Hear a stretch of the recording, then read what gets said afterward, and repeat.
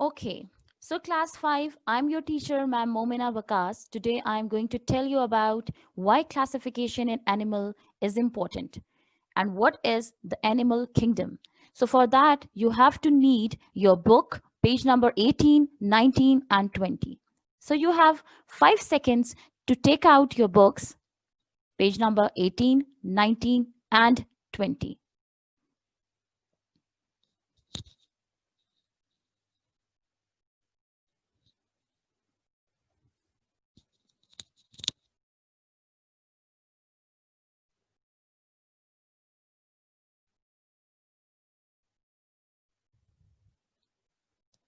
Quote of the day: education is the most powerful weapon which you can use to change the world. Georges Cuvier, he was one of the most famous French zoologists and naturalists of all time. He lived in Paris 200 years ago, and he was a scientist who worked a lot on classification of animals. In your books, you can see the picture of Georges Cuvier on the top.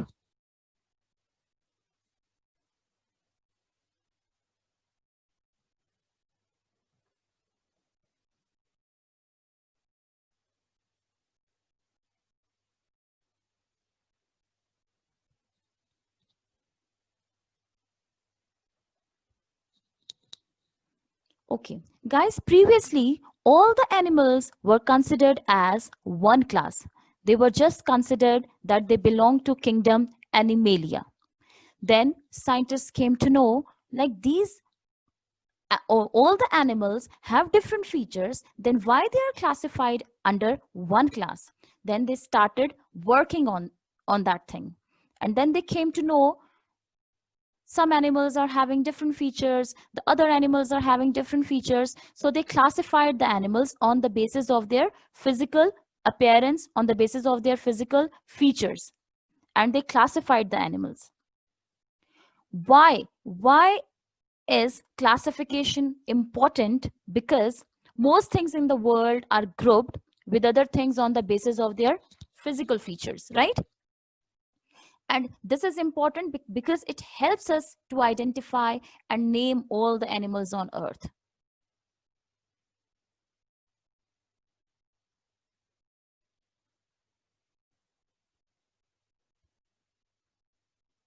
Now I will give you few examples from our daily life.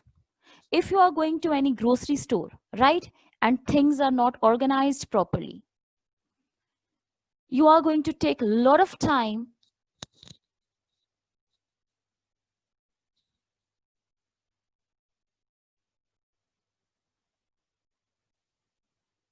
You are going to take a lot of time to take out your desired thing. But if all the grocery items are organized properly, you will just go to that corner and you are going to take out your desired thing in just few seconds.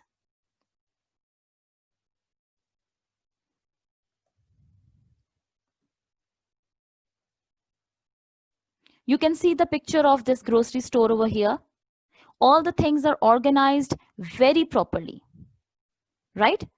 And if we talk about the library, you can see this picture of library. All the books are organized very properly. If you are going to enter in such type of library, you are just going to take few seconds to take out your desired book.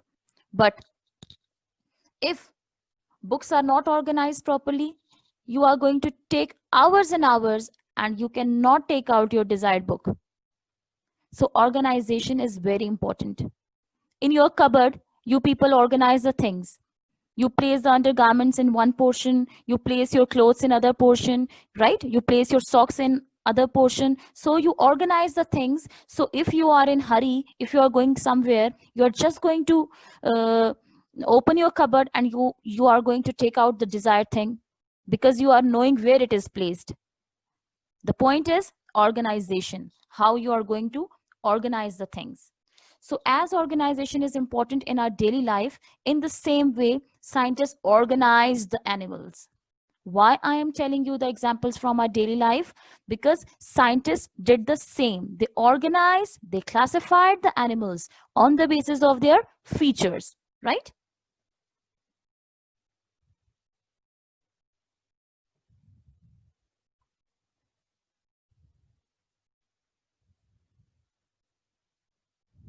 So animals are divided into groups according to their structural feature. This means their physical makeup. You can see all the animals. All the animals look different from each other because they are having different features, right? So on the basis of these features, scientists classified them. What were their features? We are going to have a look over there. Structural features, that means physical makeup. Whether they are warm-blooded, whether they are cold-blooded, how they give birth to their young ones. What is their habitat? Do they have feather, fur, scale?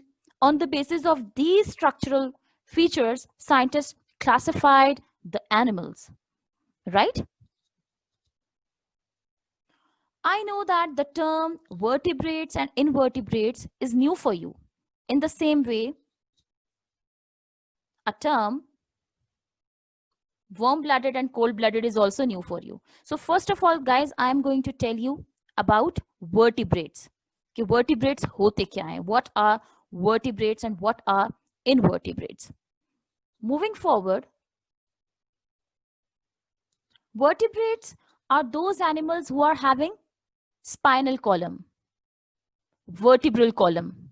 Now a question comes in your mind, Ahmed, Amin, your face expressions are telling me that you are not understanding what is vertebral column, because I know that, guys, it's a new term for you, right? So I'm going to show you what is vertebral column.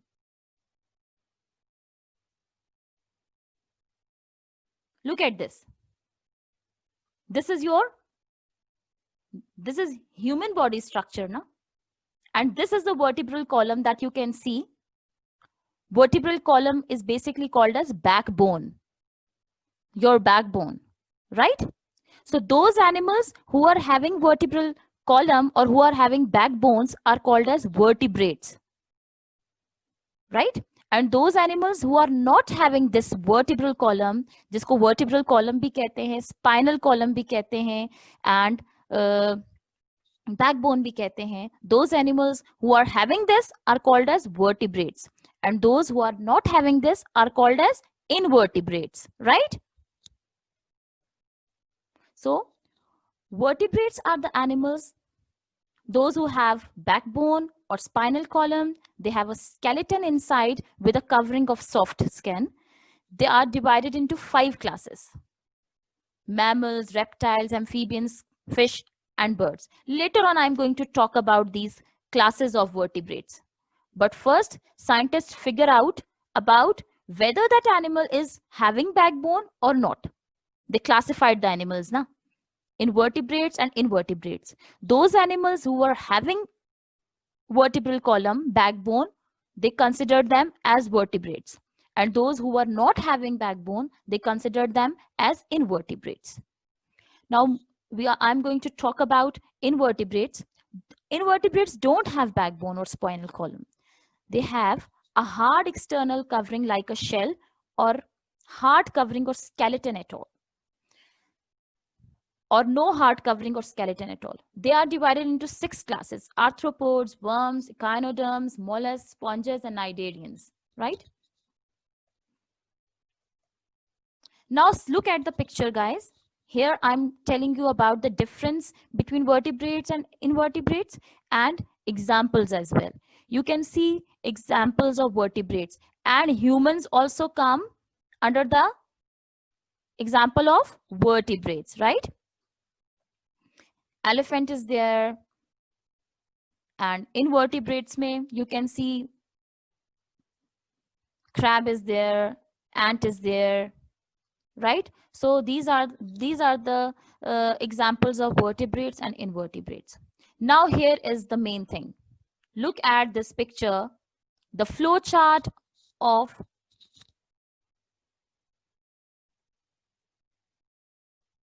kingdom, animal kingdom.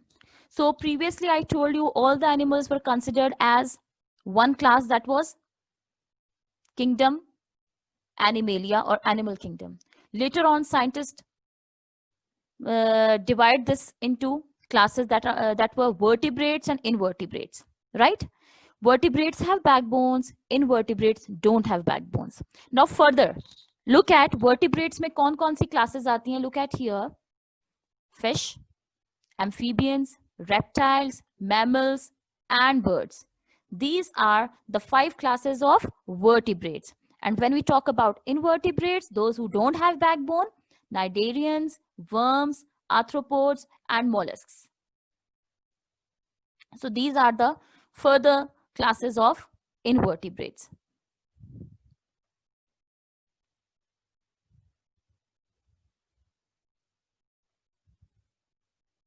Now look at vertebrates, those who are having bones.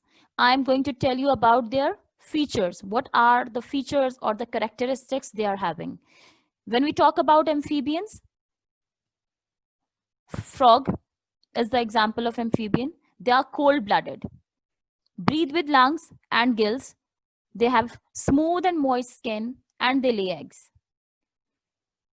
When we talk about birds, they are warm-blooded, they lay eggs, they have feathers, wings, 2 legs, breathe with lungs, have bills and beaks. When we talk about fish, they are cold-blooded, breathe with gills, lay egg, have fins. Mammals. And guys, we also belong to which class? Mammals. We belong to mammals. We are warm-blooded. And I know that this term is new for you, warm-blooded and cold-blooded. Later on, I'm going to also explain this. Okay, what is this term, warm-blooded and cold-blooded? Mammals are warm-blooded. They have hairs. They produce milk for young ones. They have hair and fur, breathe with lungs.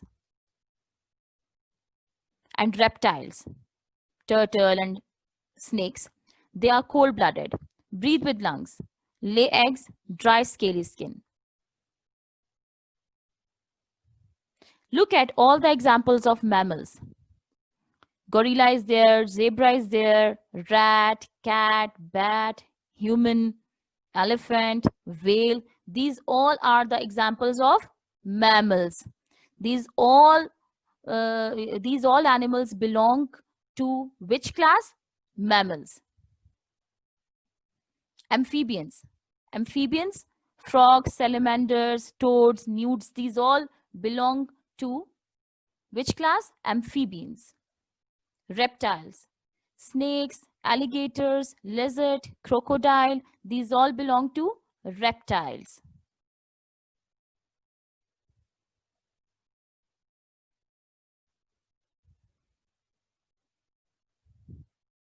Now, what is the difference between warm-blooded and cold-blooded animals? Warm-blooded animals are those animals who did not change their body temperature when the temperature around them changes. As we are warm-blooded, right? Our body temperature does not change when the temperature around our body changes. In the same way, there are so many animals that are warm-blooded. Their body temperature do not change when the temperature around them changes. And cold-blooded animals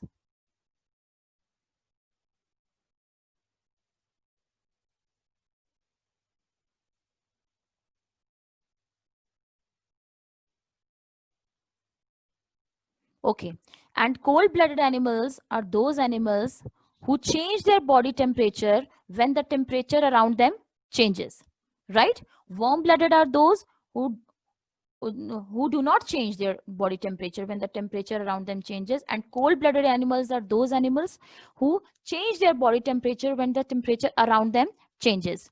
ठीक है?